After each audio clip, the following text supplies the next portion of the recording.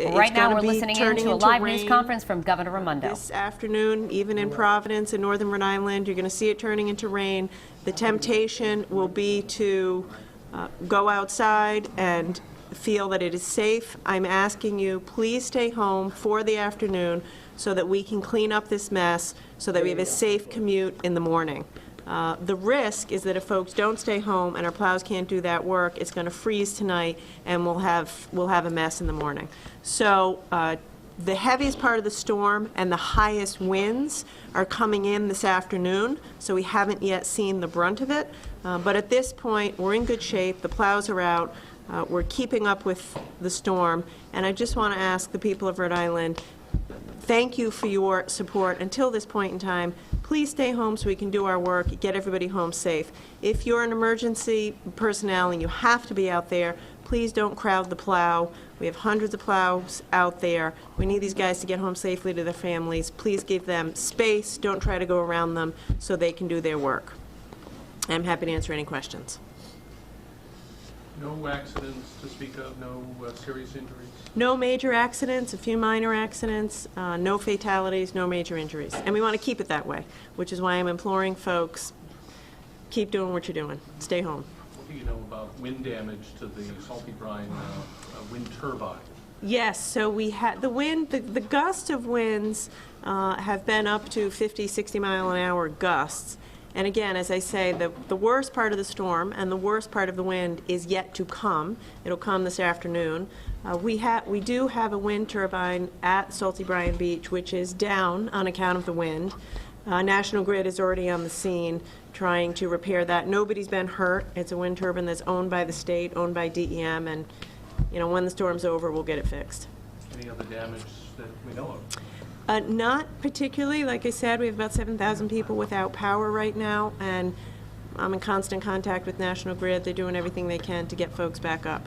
Governor, you were asked last storm as well, why not close the roads? I believe Connecticut did. What goes into that decision, and why did you decide to keep them open? Right. It's a judgment call. It is a judgment call. I didn't think that the storm was severe enough in order to merit a travel ban or a state of emergency. Massachusetts did not do a travel ban. Connecticut did do the travel ban.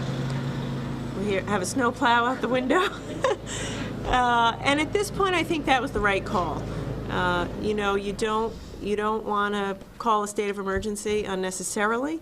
And as I say, at this point, Rhode Islanders are doing what they need to do, which is staying home and staying safe.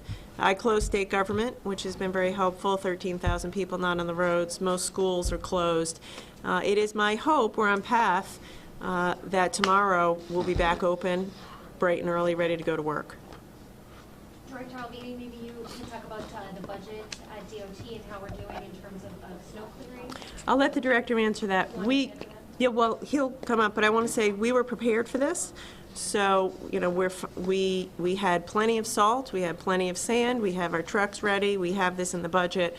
We've been prepared, and that's why we're doing so well. But I'll let the director add to that. I think the governor pretty much covered it. Our budget is good. It has been a normal season to date, so we're right on budget. We have plenty of salt reserves. It's going to be important tomorrow when this rain freezes overnight, so we'll be treating the roads overnight to make sure that the roads are ready for the traffic in the morning. And I'll echo the governor's message, which is we've still got a lot of work to do out there, so please thank you for your cooperation staying off the roads, and we ask you to continue to do that so we can do cleanup here. Director, is it doable that you can have the roads all in good shape for tomorrow, the commute? Yes. Yes, we'll have them in good shape for the commute tomorrow morning.